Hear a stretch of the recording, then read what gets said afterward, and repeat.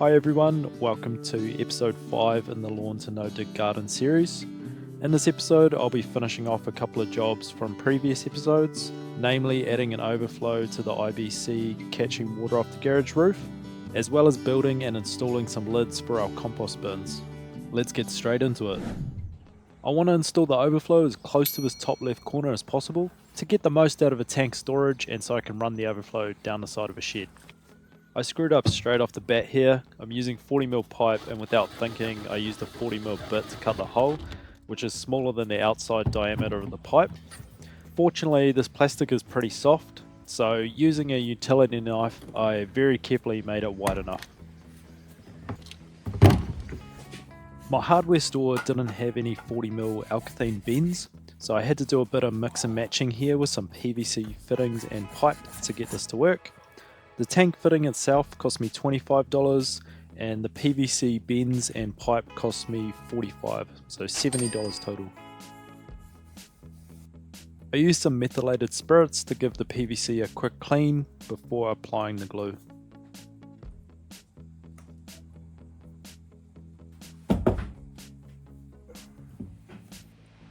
With that all glued up, it was time to get it installed. This was really just a case of reaching down through the top of the tank with the fitting to the hole that I made and grabbing it as it came through the hole. The tank fitting has gaskets on the inside and outside which get pinched as the thread is tightened, so it shouldn't matter if that hole isn't perfectly round. I threw on some thread tape here just so I could hand tighten the fitting in the direction I wanted and still have it watertight. I then added this conveniently shaped stick to get the fitting running downward. After that it was just a case of measuring and cutting the PVC pipe to length. Once that was on, I could figure out how long I needed the down pipe to be. Once I had everything at the right length, I came back and glued in the PVC pipe. I made sure the down pipe was plumb, added the brackets and attached them to the shed. With those on, that's our first job complete.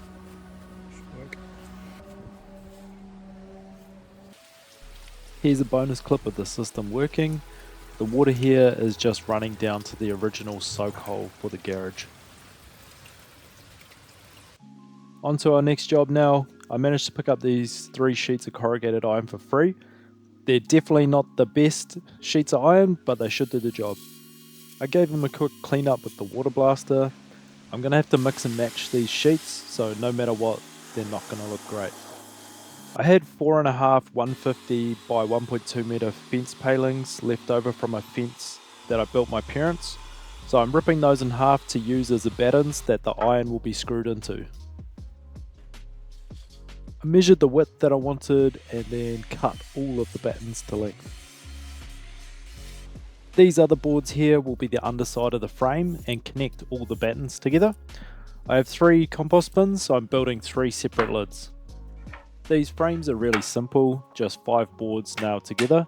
The main thing here is to just make sure everything is square and you shouldn't have any issues. The boards underneath were just precautionary to make sure no nails chip the concrete. Alright, so I forgot to hit record here, but I cut the long length of iron in half and gave the cut edge a tidy up with a grinding disc. These sheets aren't wide enough to cover a lid, so I'm having to cut one sheet into pieces to be able to cover all 3 lids with iron. Here I'm just marking the sheet up and then using a cutting disc to cut the extra piece I need. I gave it a quick tidy up with the grinding disc and then attached it to the frame using some roofing screws that were left over from when our roof was replaced. And that's the first lid done. Much the same here for the second one. I used the other half of the long sheet plus an extra piece on the side and got them attached. I had to get a bit creative with this last one as this piece of white colour steel was both too short and not wide enough. The sheet I was cutting my extra pieces off was also getting smaller, so I had to be careful I didn't run out. I started by cutting the extra piece for the side, the same as the other 2 lids, and attached that. I then had to cut these 5 short bits to get the full length. I attached those to the bottom of the frame with screws and then used a drill and rivets to attach all the short pieces to the white colour steel. Looks a bit rough, but these don't need to be perfect, they just need to stop the compost getting saturated every time it rains. I'm using 150mm strap hinges to attach the lids to the compost bins. 6 of these cost me $48.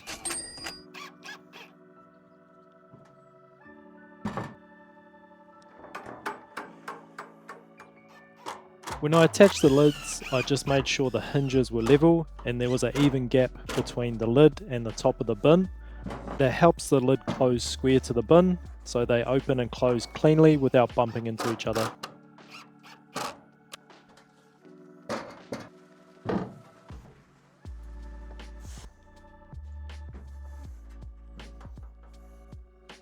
I originally planned to use a staple and some wire to hook the lids onto the fence whenever I needed them open, but once the middle bin was full of compost, I quickly realised that wasn't going to work, so I came up with a better solution instead.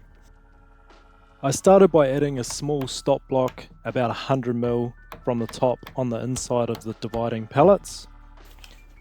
Then I marked up a point 100mm from the front end of the lid and attached a 1150mm piece of timber using some M8 by 80 construction screws I had left over from my garden renovation video. Go check that out if you haven't already. I also drilled a 10mm hole through the timber so it still has a bit of movement once the screws tightened. I also cut the back corner off the bottom of that timber so it can hook on the stop block when the lid is open. I went ahead and repeated the same steps for the other 2 compost bins, making sure everything lined up the same way. That way all 3 bins function consistently and the lids open and close smoothly across the whole setup. The supports feel really sturdy and they give plenty of room to work inside the bin, whether I'm adding more material or turning the pile. I'm honestly really happy with how both of these projects turned out. As always, thank you so much for watching. If you enjoyed the video, please give it a like and let me know in the comments if you have any questions or if there's anything you would have done differently. And if you'd like to see more DIY and no-dig content, consider subscribing to the channel. Beautiful.